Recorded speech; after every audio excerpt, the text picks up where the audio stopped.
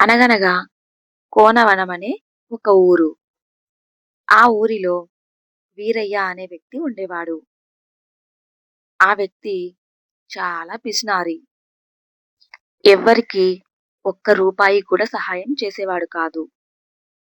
ఎంత సంపాదించినా ఇంకా సంపాదించాలి అన్న ఆశ తప్ప రెండో ధ్యాస లేదు వీరయ్యకు.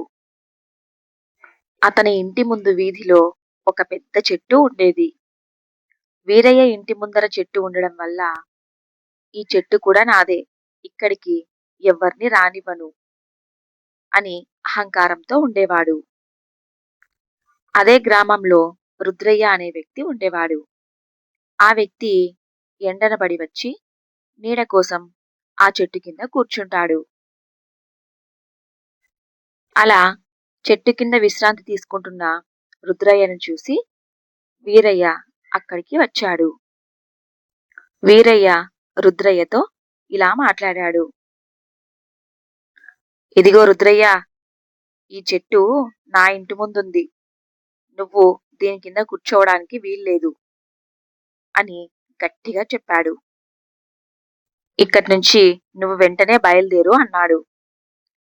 వీరయ్య గురించి రుద్రయ్యకు ముందే తెలుసు. కాని ప్రత్యక్షంగా అతని ప్రవర్తన చూడటం అదే మొదటి రోజు.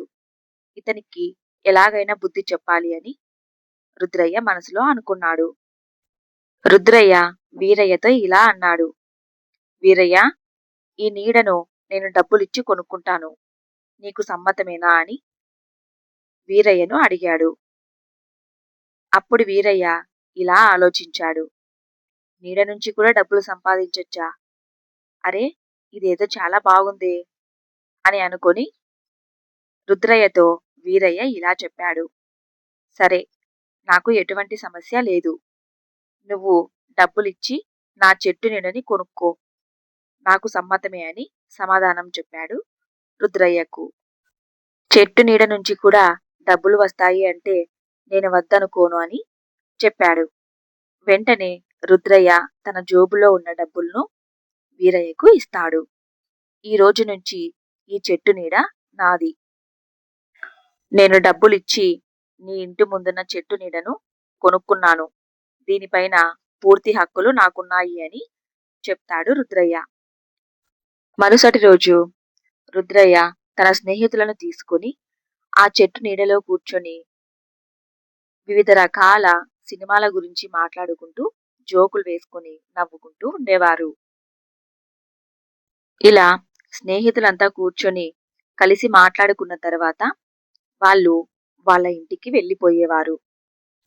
రుద్రయ్య స్నేహితులు వెళ్ళిపోయిన తరువాత తన పశువులను మేకలను తీసుకొని వచ్చి ఆ చెట్టు నీడ కింద కూర్చోబెట్టేవాడు. ఇలా రోజు ఆ నీడని ఉపయోగించుకుంటూ ఉండేవాడు. ఇలా వీరయ్య ఇంటి ముందులున్న చెట్టు నీడలో పశువులను మేకలను కట్టేయడం వీరయ్య గమనిస్తాడు.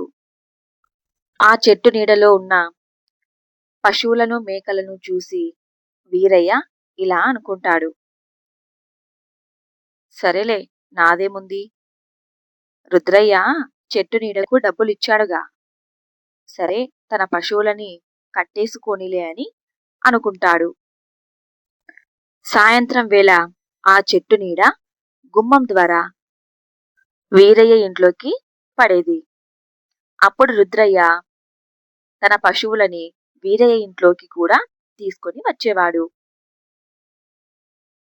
కాని ఆ చెట్టు నీడకి వీరయ్య రుద్రయ్య దగ్గర డబ్బులు తీసుకున్నందువల్ల ఏమీ అనలేకపోయాడు.